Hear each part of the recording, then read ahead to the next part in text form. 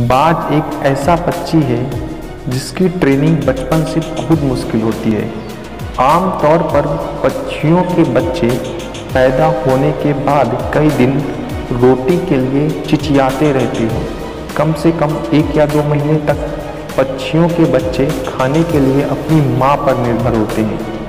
लेकिन बाज के बच्चों को बिल्कुल उलट होता है। एक बाज का बच्चा जब पैदा होता है तब से उसकी ट्रेनिंग शुरू हो जाती है और ये ट्रेनिंग बहुत मुश्किल होती है। पैदा होने के महज कुछ ही दिनों के बाद ट्रेनिंग का पहला पड़ाव शुरू हो जाता है, जिसमें मादा बाज अपने बच्चे के लिए खाना लेकर आती है, लेकिन वो खाना सीधा बच्चे के मुंह में नहीं डालती, बल्कि अपने घोंसले से कुछ दूरी पर खड़ी हो जाती है और खाना उतनी ही दूरी से उस चूजे को दिखाती है। अब बच्चा भूखा होता है और उसे खाने की ज़रूरत होती है, इसीलिए चूजे को अपना पूरा जोर लगाकर संघर्ष करते हुए घोंसले से बाहर निकलना पड़ता है। गिरते पड़ते उसे अपनी माँ की तरफ जाना पड़ता है जहाँ खाना पड़ा है। इस संघर्ष में वो चूजा जख्मी भी हो जाता है, लेकिन मादा बाज का दिल नहीं पिघलता। वो तब तक घोंसले से दूर खड़ी रहती है जब तक चूजा उस तक नहीं पहुंच जाता। ट्रेनिंग के दूसरे पड़ाव में कुछ दिन बाद मादा बाज अपने बच्चे को पंजों से दबाकर आसमान में 10 से 12 किलोमीटर ऊंचा ले जाती है और फिर इतनी ऊंचाई से चूजे को फेंक देती है।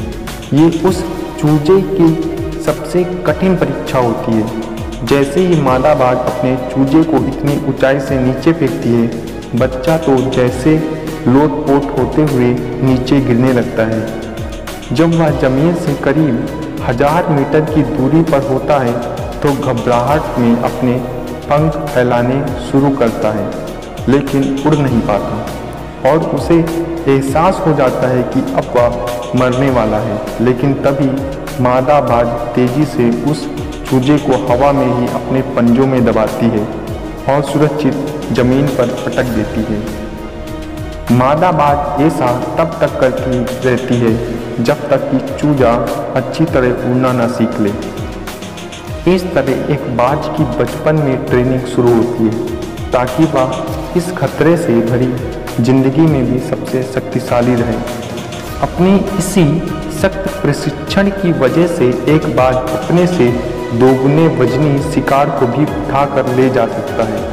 बाज की इस जिंदगी से हमें भी बहुत बड़ी सीख मिलती है। याद रखना, सपने तुम्हारे हैं तो पूरा भी तुम ही करोगे, ना ही हालात तुम्हारे हिसाब से होंगे और ना ही लोग।